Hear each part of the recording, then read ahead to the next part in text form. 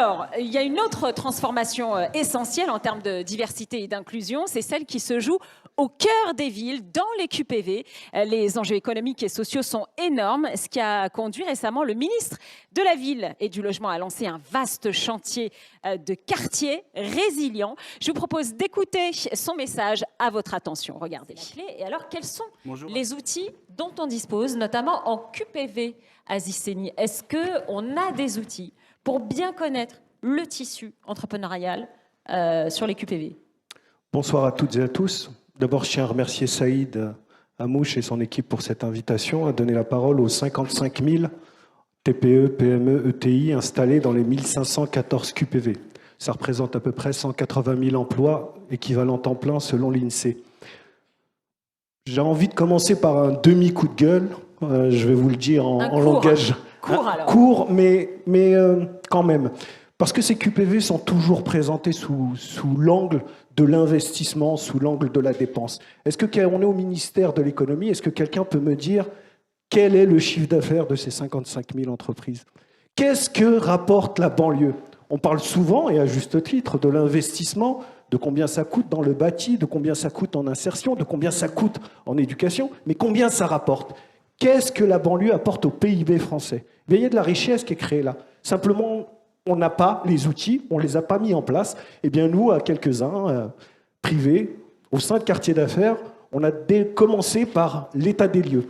Un annuaire, 55 000 entreprises de plus d'un salarié répertoriées avec leur chiffre d'affaires, les liasses fiscales, les bilans, pour voir de qui on parle, de ces créateurs de richesse et de ce tissu économique.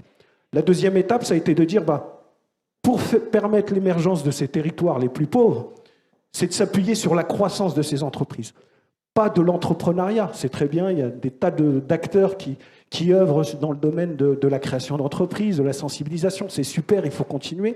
Mais ces entreprises de plus d'un salarié qui sont là depuis 3 ans, 5 ans, 10 ans, qui aimeraient croître, comment on peut les aider? Comment on peut les aider à créer plus d'emplois? Comment on peut les aider à payer plus d'impôts, de recettes fiscales locales pour aider ces territoires et ces collectivités pauvres? Eh bien, nous, on a créé Quartier d'affaires pour mettre en relation les grands groupes avec ces petites boîtes à travers un dispositif qui s'appelle le mécénat de compétences. Donc oui, nous, on a envie de valoriser l'apport des banlieues. La banlieue veut et peut contribuer au PIB, à l'heure où on parle de réindustrialisation du pays, à l'heure où on parle de chercher des points de PIB, des points de croissance. La banlieue est un levier sur lequel il faut mettre le paquet économique et mettre le paquet sur ce levier. Parce que, oui, il faut regarder la banlieue à travers le prisme social, à travers le prisme du bâti, du logement, etc. Mais on n'a jamais, ou quasiment jamais par le passé, regardé avec sérieux le potentiel économique et le potentiel d'émergence de ces territoires. D'où avec toujours de l'impact dans les QPV. Aziz Seni, pour conclure.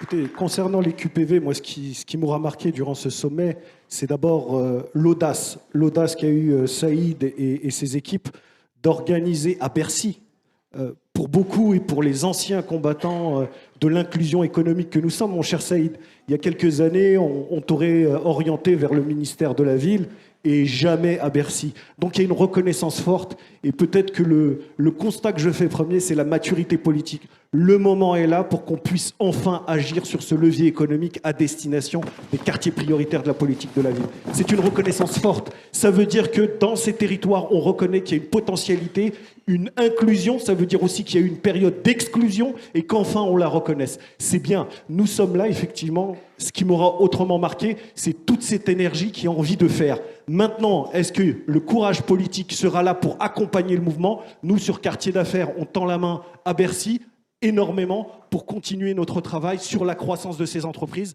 Je rappelle qu'une entreprise qui croît, c'est une entreprise qui recrute. Une entreprise qui recrute, c'est une entreprise en bonne santé qui peut payer de l'impôt localement. Une proposition quand même, parce que je conclurai là-dessus. L'État ne peut pas tout. L'État est actionnaire de 80 sociétés, logé dans une agence qui s'appelle l'Agence française des participations. Je lance un défi et je dis chiche.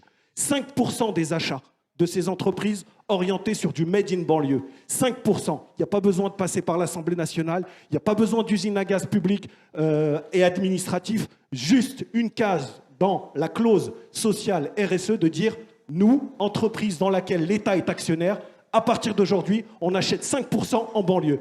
Pas besoin de subventions.